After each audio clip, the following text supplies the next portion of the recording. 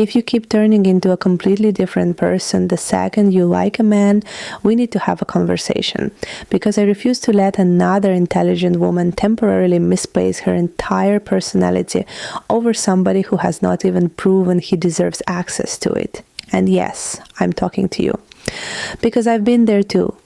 It's actually embarrassing how creative your brain can get when attraction enters the chat.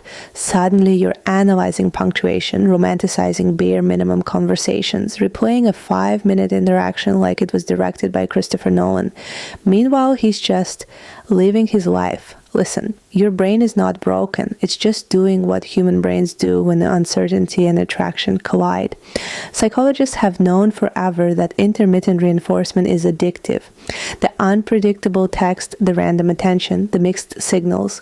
Your brain starts chasing the reward because it never knows when it's coming. That's not chemistry. That's a slot machine.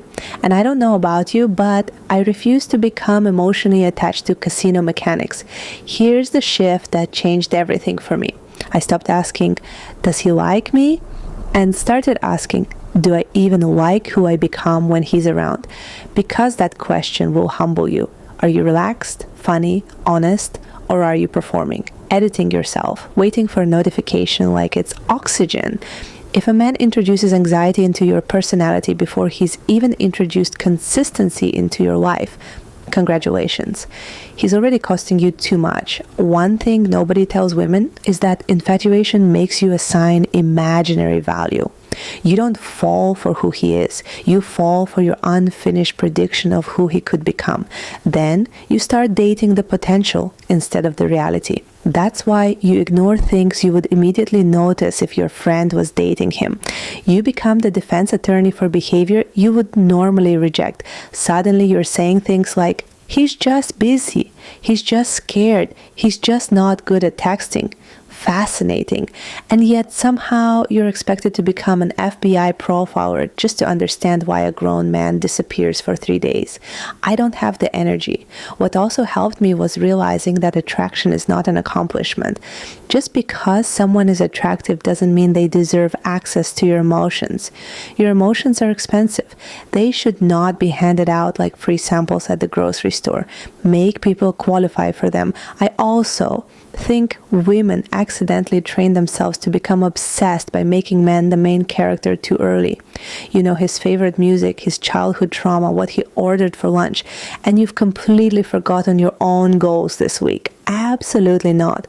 Romantic interest should be an accessory to your life, not the operating system. Every time you catch yourself spiraling over a man, I want you to interrupt the thought with one question. What part of my own life have I neglected today? Because I promise there's something waiting for your attention that's far more deserving. Your body, your business, your friendships, your peace, your future. Those things actually pay you back. Obsessing over someone who hasn't chosen you with consistency never does. And let's retire the fantasy that love requires suffering. Healthy attraction feels surprisingly calm.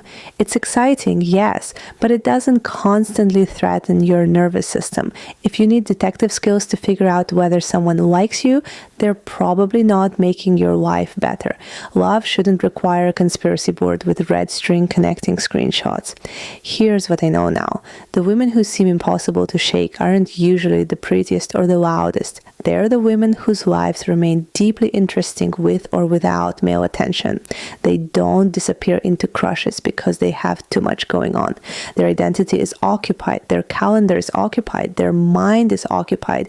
That's magnetic. So stop being a big dumb idiot over men, not because you're too good for love, but because you're finally too wise to abandon yourself every time someone attractive smiles in your direction. The goal was never to stop loving. The goal was to stop volunteering your peace before someone has earned the privilege of sharing it. Love you no matter what.